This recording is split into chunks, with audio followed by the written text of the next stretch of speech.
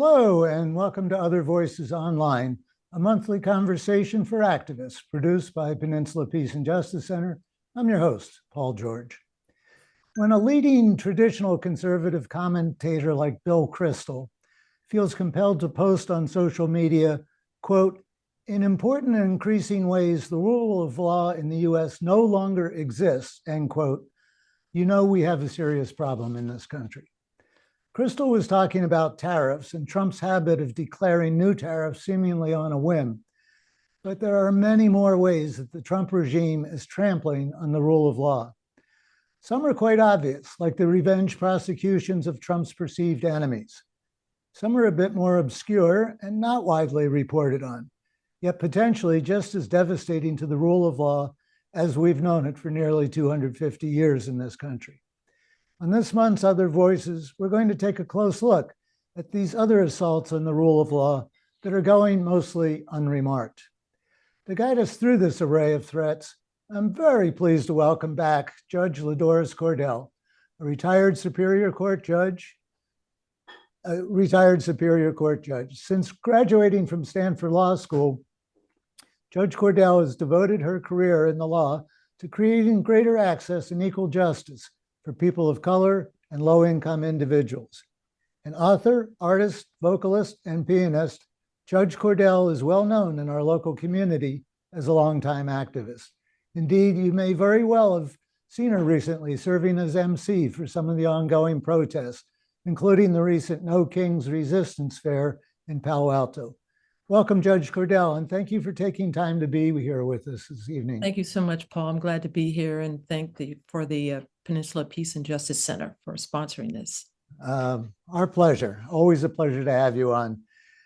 Before we dive into the gritty, gory details, give me your take on your elevator take on what's happening in this country right now. I know when we talked setting this up, you said, I think we both used words like scary and frightening. Right. I mean, I am frustrated. I'm angry, part terrified, and a larger part still hopeful. As you know, when you asked me to participate in this, I was really reluctant to do it because my sense was, what am I going to say about the rule of law other than that it is being disregarded and abused by Trump and his thugs? But then we talked more about what kinds of things are going on that maybe people don't know about, and then what it is that we, just average folks, can do to maintain our democracy and to keep the rule of law, even though he is abusing it and tearing it down. Multiple times a day, it seems. In terms of our response, I know you've been very active in the No Kings and some of the other resistance protests have been going on. You've been speaking and emceeing. Are you happy with the level of resistance? I'm pretty excited about the energy I see out there in those protests. Yeah. What I never realized was how uplifting the honking of a horn can be on a car. Yes. I'm out there with other folks every Wednesday and every Saturday for 2 hours each, where the Tesla showroom is in Palo Alto on El Camino, and thousands of cars. We tried actually counting them at the last time we were out. This was on Saturday, and thousands of cars come by. And to hear the honking of the horns. And what I can tell you is that when we started out there in late February, early March, doing this every single week, the honking of the horns is greater. There are many more people honking horns the longer we're out there. So it started off, there was honking February, March, and now it has really escalated. And that's a sign to me that things are getting to people. People are concerned, and people want to be involved in maintaining our democracy. And I'm really pleased with the tone that people have gotten, not just around here, which is not all that surprising, but 7 million people around the country peacefully, joyfully protesting. It's one of the reasons I picked that picture of you at the fair with the sign from John Lewis, that protest is an act of love, not anger. Exactly. It's just been, it's uplifting to be able to do something. And I heard someone remark that, it's a bunch of, old people out there. Well, we're retirees. We have the time where we can be out there when younger folks are either at work, tending with their families, whatever. But we were the ones also in the 60s, during the civil rights movement. We've grown up with this. And so it makes me feel good. And of course, I want younger people involved, and I do see them. But it's us older folks that are out there, I think, just, holding the ground and anchoring all of this. Yeah, absolutely. Well, let's get into tonight's topic. And I'll start here. There's some things, let's start with the ICE raids and the horrible scenes that we're seeing on videos on social media, not so much on the news every night, but these ICE attacks and just tackling people. In some of the states are trying to respond. In New York, Letitia James, the Attorney General, recently opened up a portal for reporting and sending in videos of abuses by federal agents. And in California, the legislature passed, and I believe the governor has already signed an unmasking law to address the fact that they're out there masked, no ID, no identifying material. So people are trying to respond to these federal agents coming in to our towns and cities. But there may be a snag to some of this, and that's something in the Constitution called the Supremacy Clause.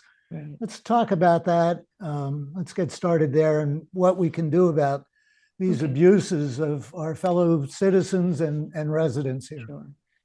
So let me just start with the basics. The Supremacy Clause is in Article 6, Section 2 of the United States Constitution.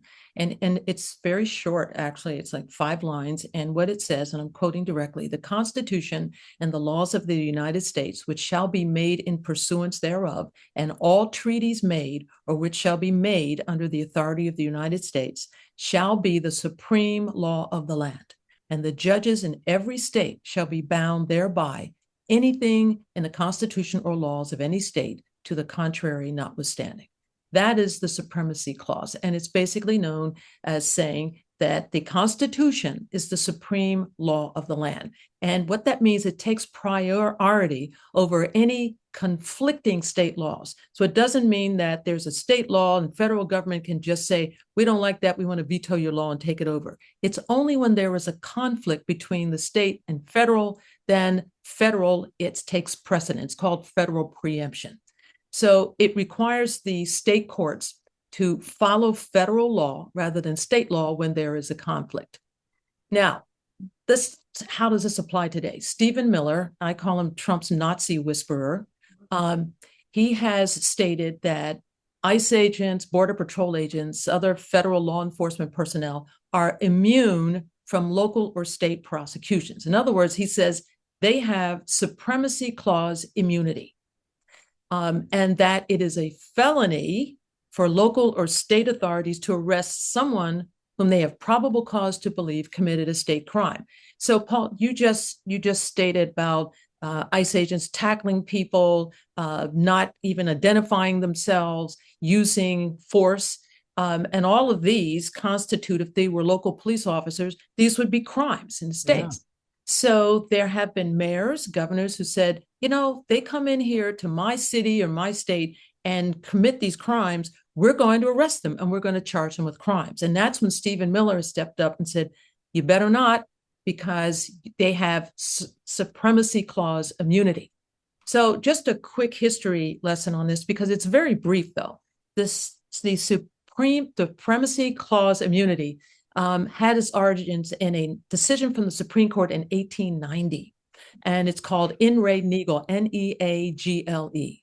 So in that case, there was a Supreme Court justice who was in California. He was on a circuit court. He was a Supreme Court justice, but they had circuits. So he was in California, in Southern California.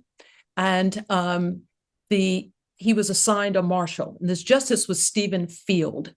So Mr. Nagel, the marshal, shot and killed the justice's would-be assassin, even though Nagel didn't know at the time, this person that he killed was unarmed.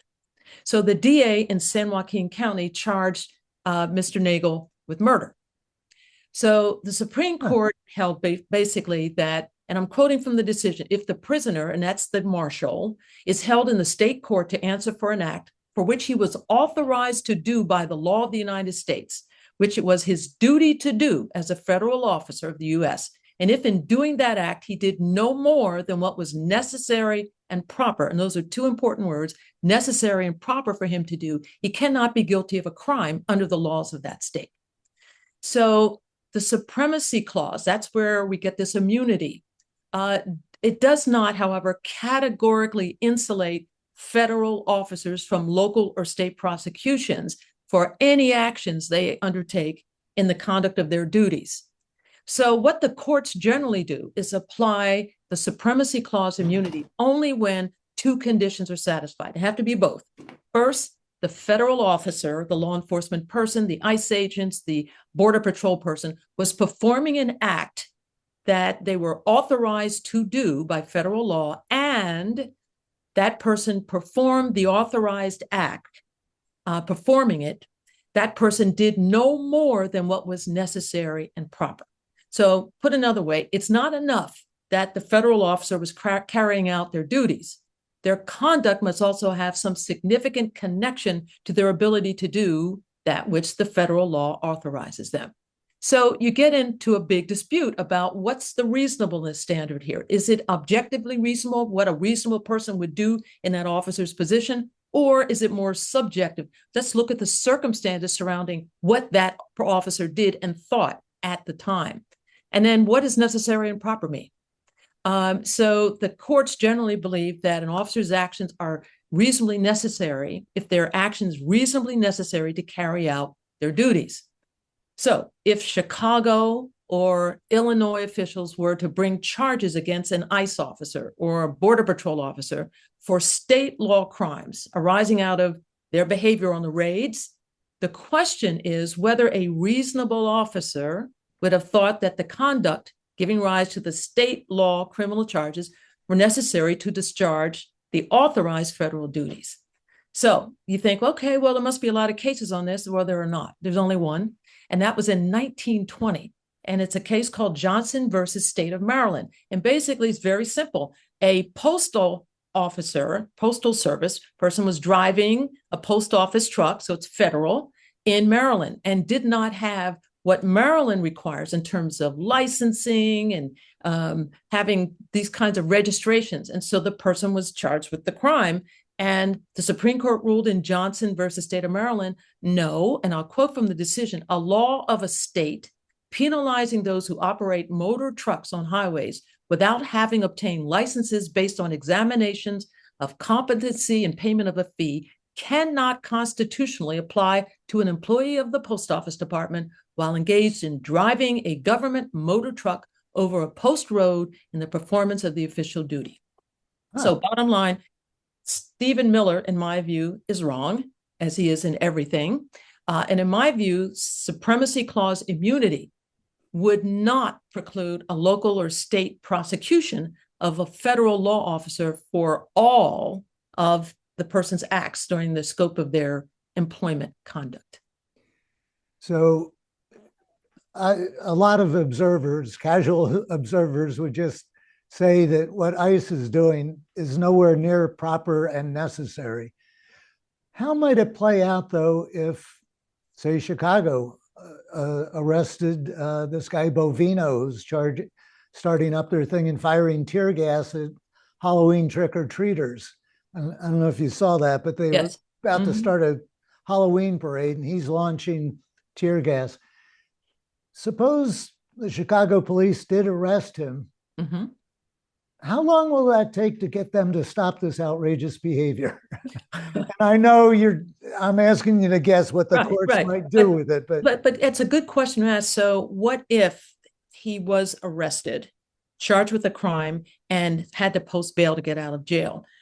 There would be people in the Trump administration who would be outraged by this and would be going into court so fast to get these charges dropped, and then they would seek the prosecution of the DA, who authorized the charges against the person.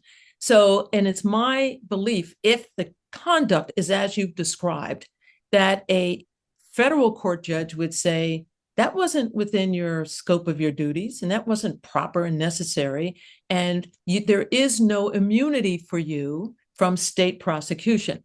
Now, that sounds great. Okay. And so the person goes to court. Then I'm sure after the federal judge rules on that, the Trump administration would immediately take it up to the Supreme Court. And then, we have of the justices on the court, of the 9, I call it the 6 conservatives, the 6 supreme disappointments. And yes. I have no doubt that they would probably say, nope, there is supremacy clause immunity, although maybe even they might be hard pressed if he's tear gassing, little kids that are trick-or-treating out, because some of them have children or grandchildren, and maybe they could relate to that. Don't know for sure. Yeah.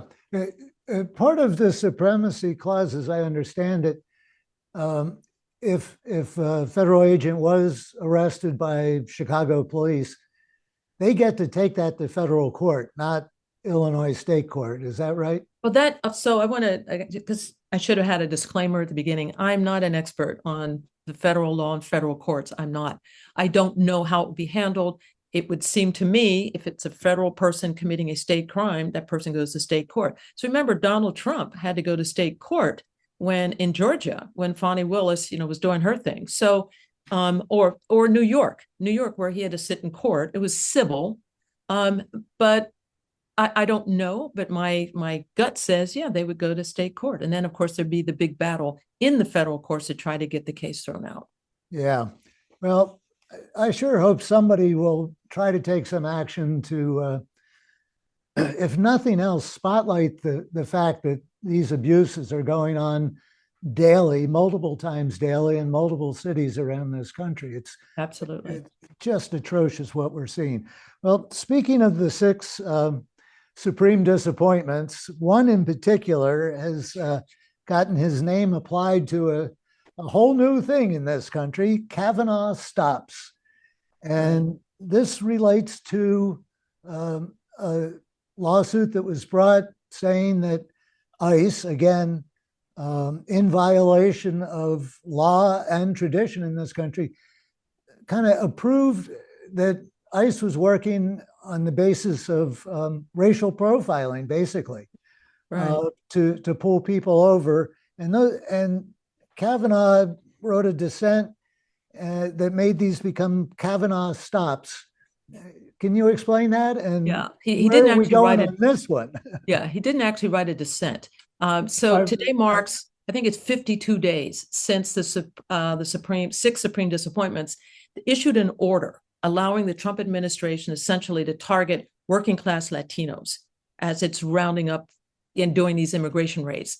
So initially what happened, the High Court, Supreme Court, blocked a temporary restraining order that had been issued in July by a U.S. District Court judge, that's a trial court judge in the federal system in Los Angeles. So when the judge issued the restraining order, she said that ICE could not detain a person if some combination of these 4 factors was all that justified the administration's suspicion. And the 4 factors: apparent race or ethnicity, speaking Spanish or speaking English with an accent, presence at a particular location, a bus stop, a car wash, a tow yard, a day laborer pickup, or an agricultural site, or number 4, the type of work one does. So the Supreme Court's order, it was just, I think it was 5 words. The application for a stay, 7 words, is granted. No explanation, no nothing. That's it. So the 3 Democratic appointees, the liberals on the court, issued a dissent. It was written by Justice Sonia Sotomayor, and one of the supreme disappointments decided to write something. And this was Brett Kavanaugh. So understand his background. He is a privileged white East Coast elite lawyer who attended private schools. And my view, I believe he has no idea what it was like to be subjected to law enforcement stops. So he felt he needed to write a justification for why the court, the 6, issued a stay. And I think it's like 3 sentences. I want to read this to you. It's just a mind blower for me.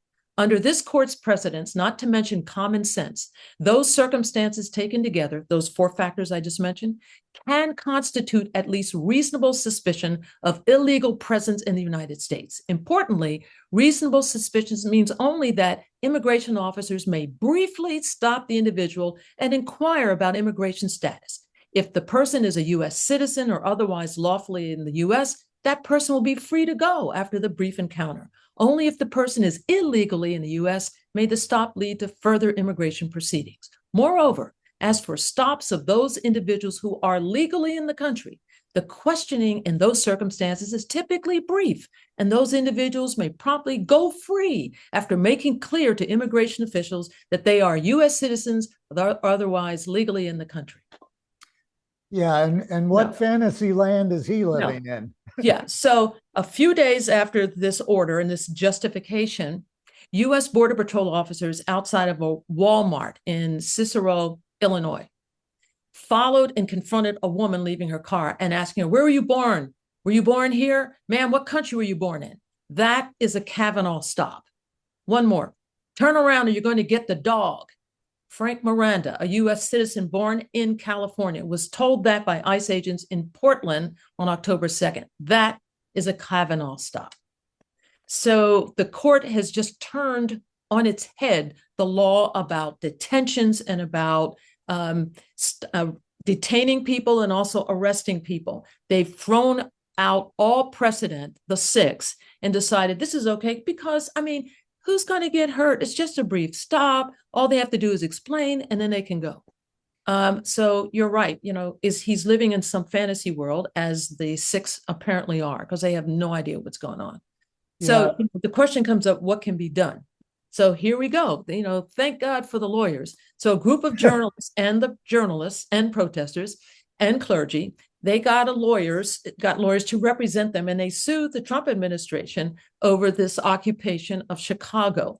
And a U.S. District Court judge, another woman, Sarah Ellis, she issued a restraining order limiting the tactics that these agents could use. So she, in her order, said she banned methods of riot control, including the use of tear gas, other kinds of noxious gas, unless there's an immediate safety threat.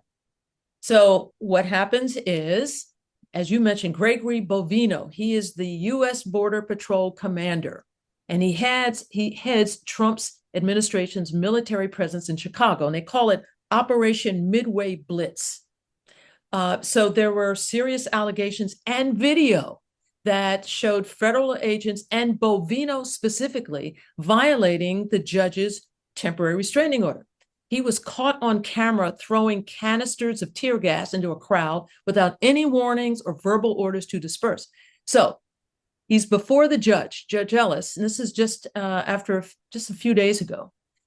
After hearing everything, watching video, ordered that every single weekday between now, a few days back, and until November the 5th, Bovino has to appear in her courtroom at 6 p.m. and report on all events that happened that day.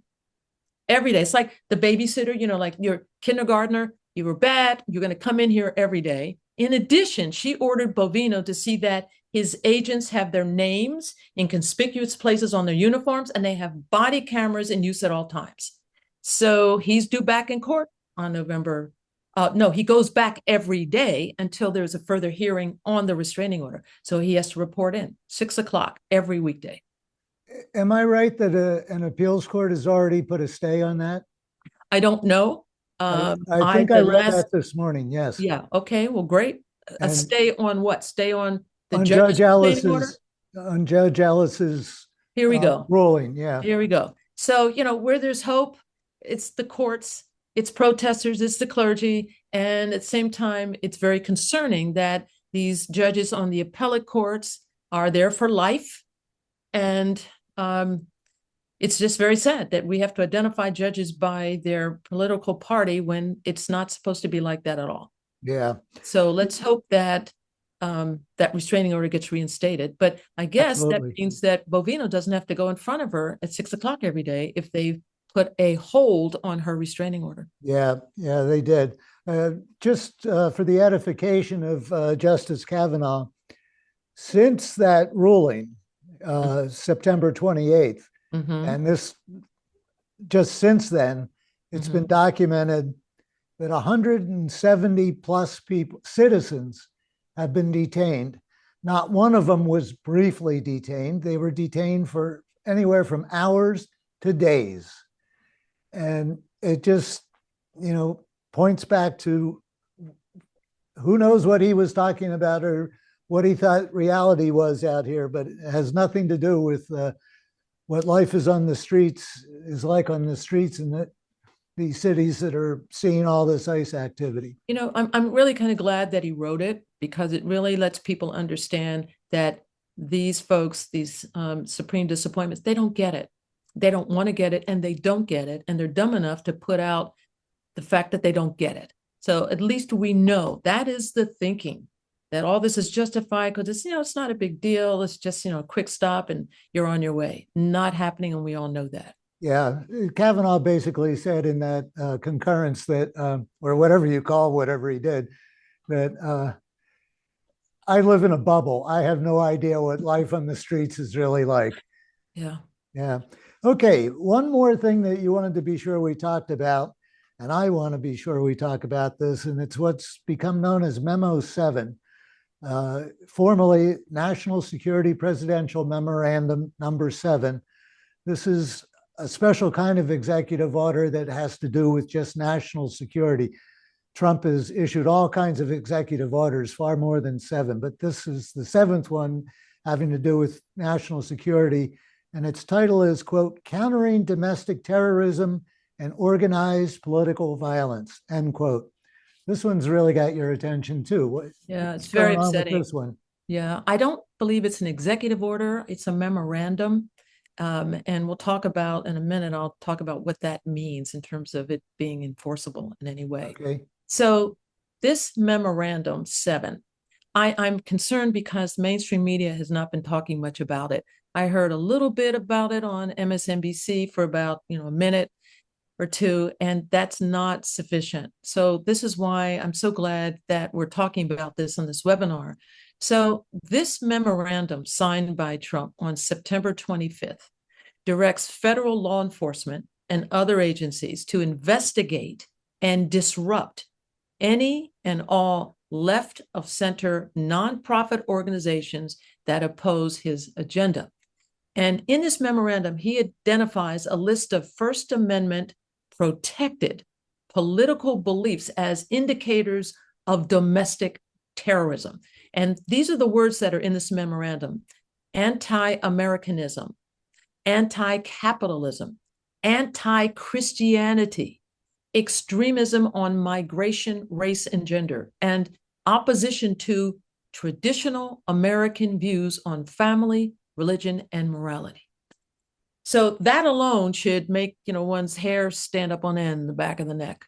So in this memo, he instructs federal departments and law enforcement agencies to use authorities they already have to focus on investigations of groups. So when I said nonprofits, we mean also activists and donors. And his view, he wants the law enforcement to disrupt and prevent his delusional vision of terrorism and political violence. So when you think about this is nothing new, right? It's Trump's strategy to investigate and disrupt networks and entities and organizations. That's right from the memorandum. That harkens straight back to the civil rights era when J. Edgar Hoover, FBI, launched a top secret program to, and I quote, expose, disrupt, misdirect, discredit, or otherwise neutralize Black leaders, civil rights groups, and protesters, particularly when it was Black and student-led. And so Hoover's secret program grew to include unwarranted investigations of labor unions, Native Americans, Latinos, and other rights and social justice groups. So this is terrifying, and everyone can read it. You just put it right in Google, it'll come right up. He's not embarrassed about it at all. It is horrifying.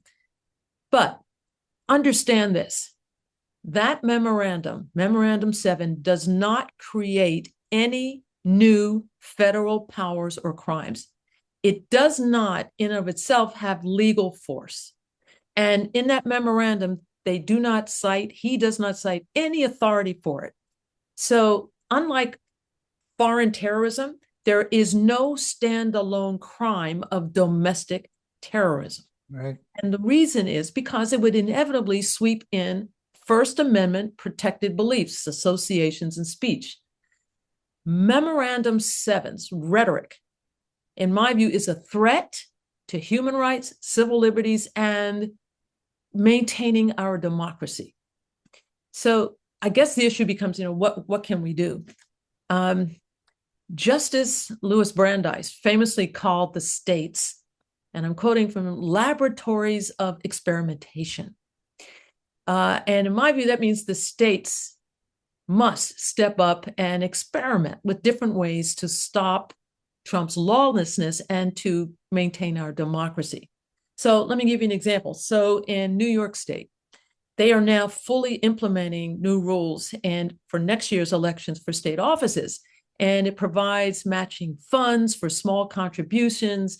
And it basically is probably now the most significant response to Citizens United so far.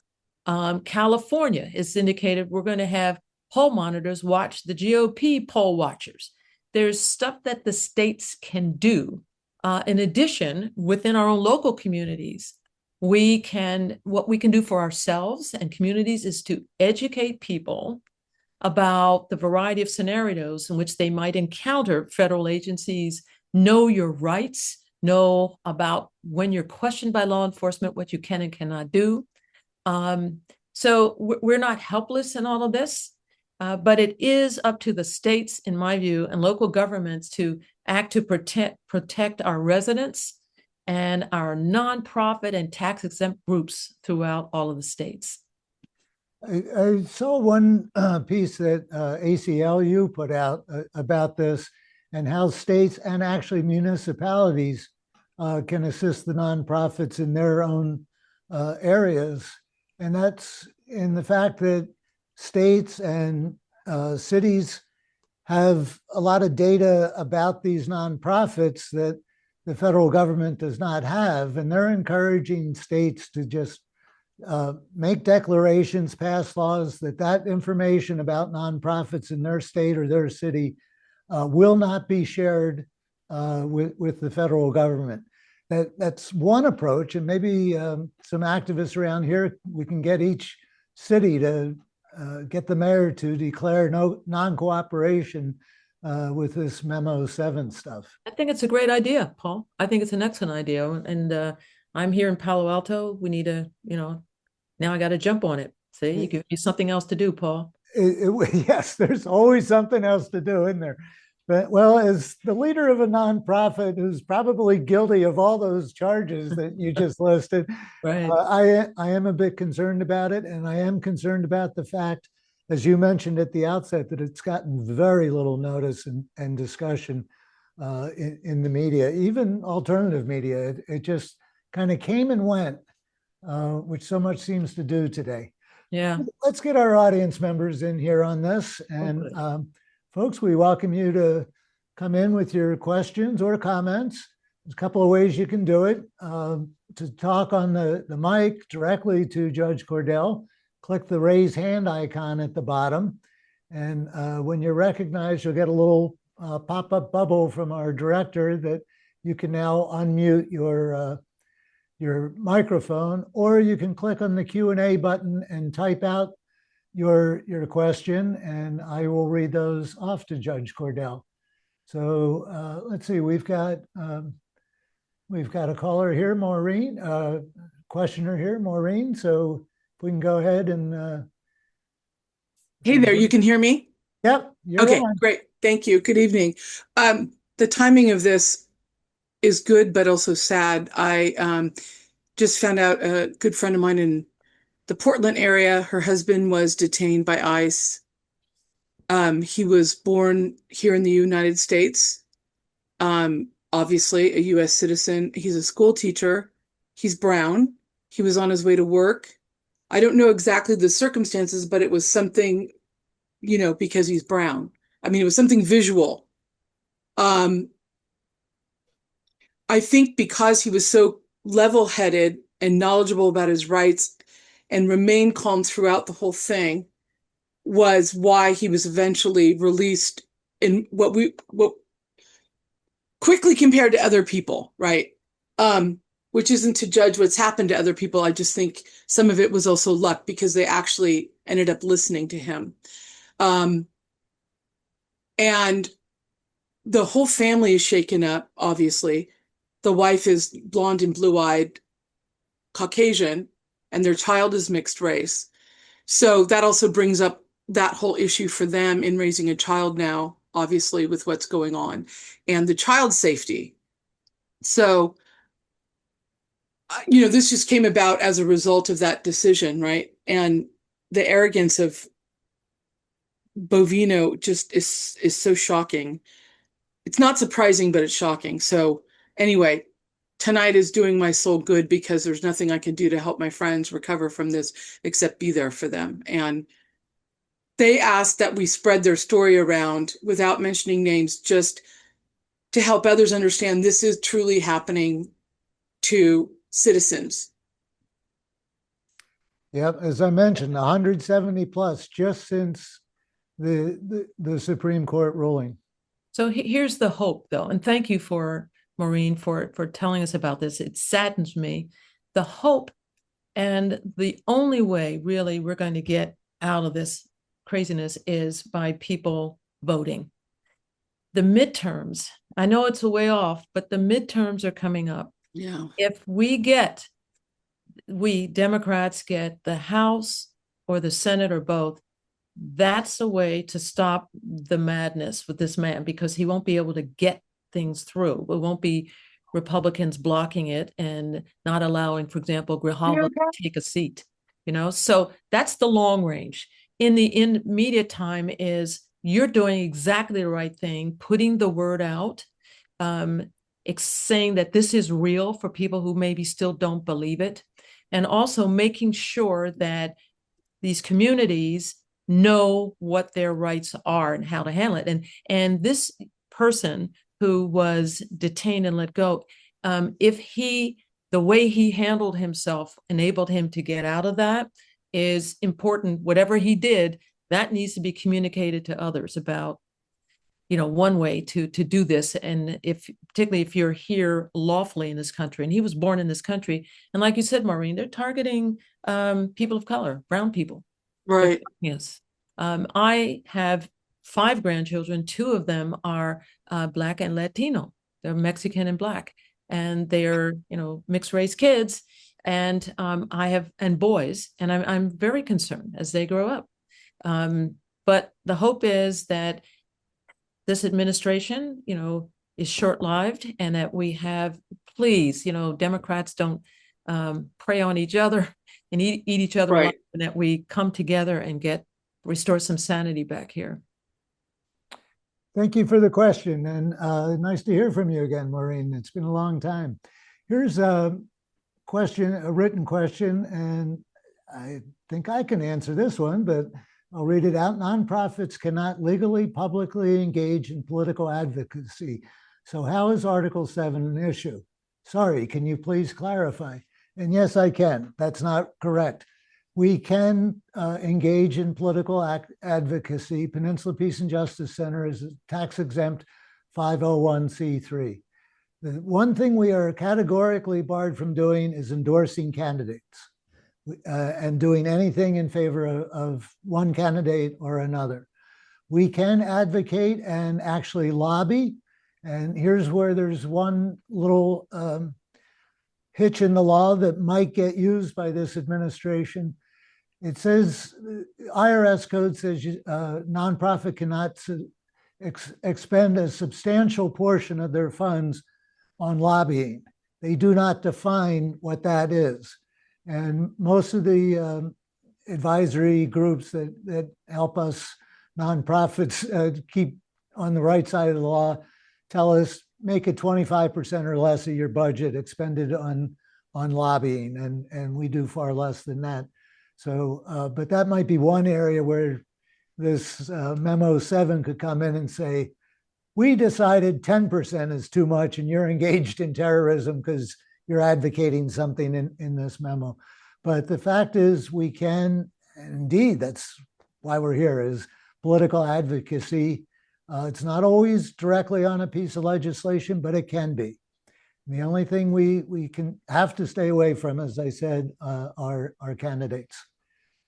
Anything else to add to that? Yeah, I believe that this administration has said, churches are tax exempt and they have the same rules apply to them. However, I believe that this administration has made a change and says it's okay for churches to endorse candidates. What? Yes. Yeah. So just, they just change the rules whenever they want to, that benefits them. Yeah, it's in the IRS code. There's no legislation about this anywhere. It's very poorly defined in the IRS code, which you don't want to read that. So let's see, we've got Bill on the line here. If we can get him unmuted. Bill, welcome. Hi, thank you, Paul. Thank you, LaDoris, for what you're doing. Thank you for being here tonight and providing a really good dialogue and clarity and some enlightenment. I kind of want to go back a little bit to what you were talking about earlier around the Supremacy Clause and this whole issue of federal versus state. And I was talking with one of my city council people last night, and she brought up, I think the case is, correct me if I'm wrong, Marbury versus Madison. Was that the correct case? She said that basically gives the federal government all powers over state and local government. And I said to her, kind of like the scenario that we've been talking about tonight, well, what if the Redwood City Police are coming down the street and they're seeing some people being dragged out of their car or windows broken, and these people have no identification on them. Their vehicles are unmarked, their faces are masked, there's no identification on them. Why wouldn't my Redwood City police officers intervene in a situation like that where my fellow citizens in my neighborhood are essentially being criminally assaulted? And she said, we can't do it because it's state federal. Yeah. And she said something like, she was like so almost at a loss for herself in terms of like, I don't know how we can truly protect our community. And I feel like if we tell our community we're protecting them or we're going to try to protect them, that we're not being completely forthright about it, because what she believes is politically or legally we're thwarted. I do disagree. I appreciate. Thank you. I disagree. Again, I'm not an expert on constitutional law, but given what I understand about the Supremacy Clause, the federal, let's just say law enforcement, have to be engaged in activities that are necessary and proper and reasonable under the circumstances, and objectively reasonable. So being masked, pulling someone out of a car without first having a discussion, having inquiry made, and then dragging them off and then they're disappeared, that there's no way in the world that is proper and necessary. And the other scenario, Halloween treaters getting tear gassed. That's no. So if she believes that there's nothing that Redwood City Police could do, or sheriff's office could do if it were in an unincorporated area, that, first of all, I disagree. That is clear. That is not true. And if it were the case, we're really in a sad state. But we haven't used this Supremacy Clause immunity much because we haven't had reason to do it until now. So now you have all of these, I call them kidnappings going on, just grabbing people, and then, committing battery on people by tear gassing them. So I suggest if you have another conversation with her, say, there's this thing called Supremacy Clause immunity, and there are only two cases on it, 1890 and 1920. And basically they do say that the states can enforce their laws against federal officers or agents that are not conducting themselves within state law, if they are not carrying out their federal duties in a proper and necessary way. That is the rule. And I cannot believe tear gassing trick-or-treaters is proper and necessary and comes under the reasonable scope of their duties. No way, no. let alone smashing car windows and Vandal- firing guns at people. There have been more and more shooting incidents. None of this seems proper and necessary, as you say. So can I just follow up real quickly to Yeah, that? quick. I've got some more questions here. Okay, just a real quick follow up, because what we're trying to do right now with the groups that I'm working with, we're trying to meet with our local police departments, our police chiefs, and we're trying to find out, what their relationship is going to be with ICE, and should be basically non-cooperation, because that's what the county ordinance is saying. But what I'm struggling with, and maybe you can help me out here, is we're trying to come up with questions, things that we can formulate with our police departments to say, well, what about these situations and these situations? And the police largely say to us, well, that's not going to happen, or we haven't seen that happen, or we haven't discussed that. We're trying to get our police departments to really start to be a little more conscious and a little more, frankly, protective of our community, given the environment that we're entering. And if you have any suggestions of how we might approach our police in any appropriate way to raise that question. What a good idea, good strategy. Yeah, Cordell? the other thing is you just need to raise with them, and it'd be nice if you had a lawyer in your group to say, there's this Supremacy Clause immunity issue, and you can take action to protect our community when these folks are breaking our laws, and deemed not to be doing what's proper and necessary in conducting under their federal rules. So there's a way to do it, but I think law enforcement local needs to be educated on this. Sounds like it. Okay, we've got Carol wants to ask a question. And unmute, Carol. Unmute, Carol. There you go. So it's Carol and Ian. And so this question really is about something we've been talking about, a group. We have a group that meets every week, and we write letters and write postcards, and we do various things, get out the vote and try to encourage people to vote. And as you say, hopefully we can turn the Congress over in the midterms. But even you see in the media, there are people breaking ranks with Trump. I mean, the speaker seems to be a worthless target, but there are people who have spoken out, Republicans, I mean, of his own party, who just aren't towing the line. They're making at least comments against him. And we thought, well, these are people, maybe we should be writing letters to them and saying, look, you wouldn't believe the people you're getting a letter from, but we were impressed with what you did or what you said. And how successful is that likely to be? And it's kind of a Dalai Lama compassion strategy to try to. Yeah, but you don't know. You don't know until you try.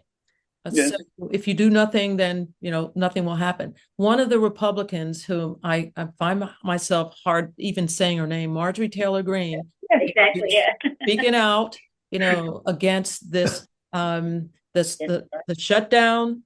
I call it the Epstein shutdown, but the shutdown. Yeah.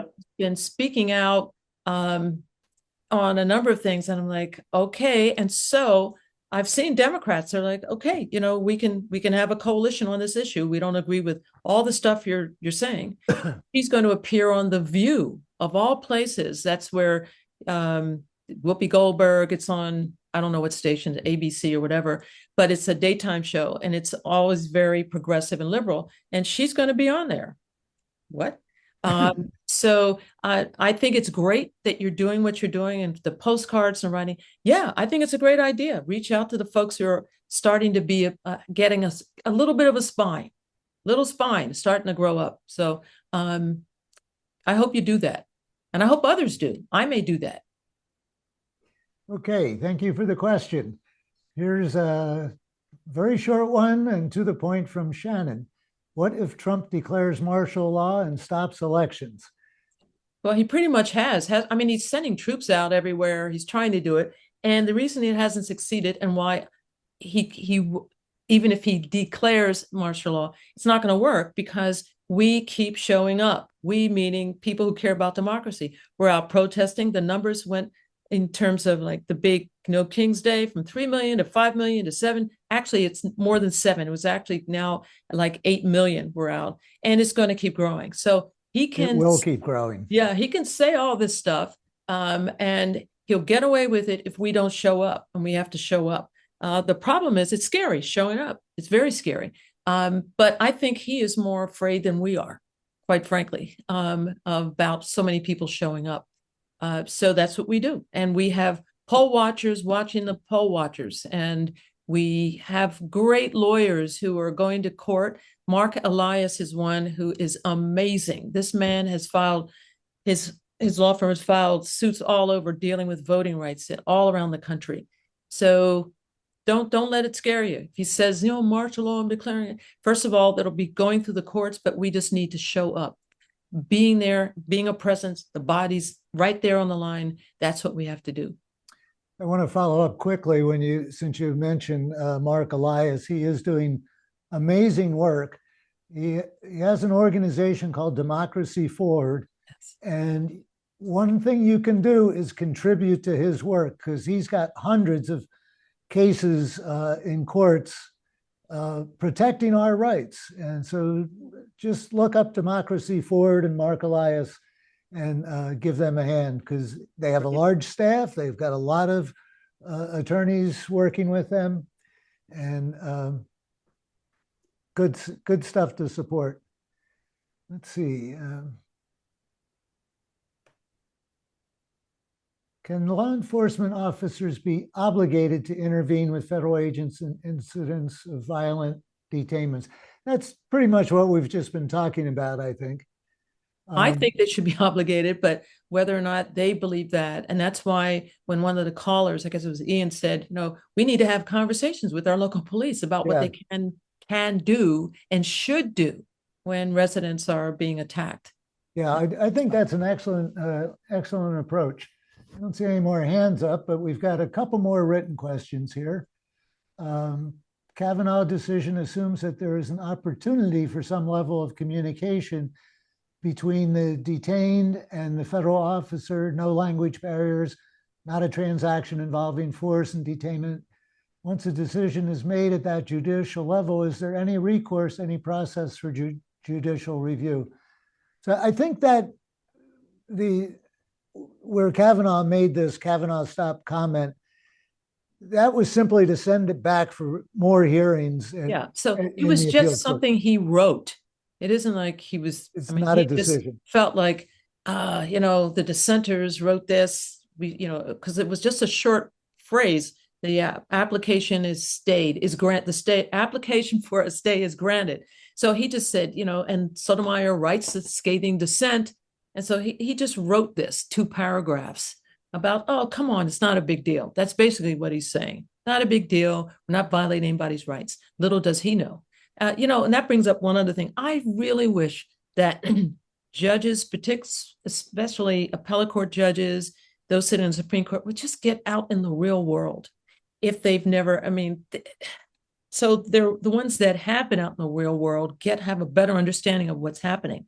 And that's what's just so sad to me, that, these folks can sit there and write about, oh, it's just a brief encounter with the police. Well, you're not a brown person, and you've never even been out in the street to observe what happens when these stops happen. And it's very sad to me, because they're in La La Land. It's very sad. Yeah. One more written one here. It's a little off topic, but it's on everybody's mind. As much as I fervently believe in voting, I'm terribly concerned that gerrymandering is making voting obsolete. Outside of New York, where I live, thank you for tuning in from New York, and California, what can be done? I would start with proportional representation, but that is a long way off. Yeah, it brings up the bigger issue, this whole issue of gerrymandering. Gerrymandering is bad. It's a bad thing. You're just kind of moving the lines around to get people, so certain numbers of people. No. So, and it is a part of the fabric of this country, particularly when it comes to voting. So, but it's not a great thing. How so? So normally I would say, no, I'm not in favor of gerrymandering. Did I vote for Prop 50? And for the person in New York, California, proposed Prop 50, which is gerrymandering. It's blatant, so that we can counter the gerrymandering that Trump encouraged in Texas that has already happened. And so the reason I voted for Prop 50 is these are not normal times. These are times when our rights, our freedoms, as evidenced by Memorandum 7, are under serious attack. Take seriously what comes out of that deranged president's mouth. Take it seriously. So it's just that these are highly unusual times that call for unusual action. And ordinarily, like when they go low, we go high. No, not now, not now. This for me is everything is on the line now. Democracy is on the line. So I take everything seriously. And I just think for now, we do what we have to do. And at some point, I hope we can undo this whole gerrymandering bit. And then we can have, as Paul said, proportional representation, but not yet. Well, I don't see any more questions, and that was an excellent closing argument. So why don't we wrap it up there? Judge LaDoris Cordell, thank you so much for taking the time to join us again and help educate on some really obscure points, but essential for us as engaged citizens to know. Thank you all for tuning in. Thank you for inviting me, Paul. Yeah, we've had a great turnout here tonight. I think we're setting another record. We'll be back next month. I'm not sure what the topic is, but I'll just note next month's Other Voices will begin the 30th year of Other Voices, a monthly conversation for activists. Thanks for joining us. Good night.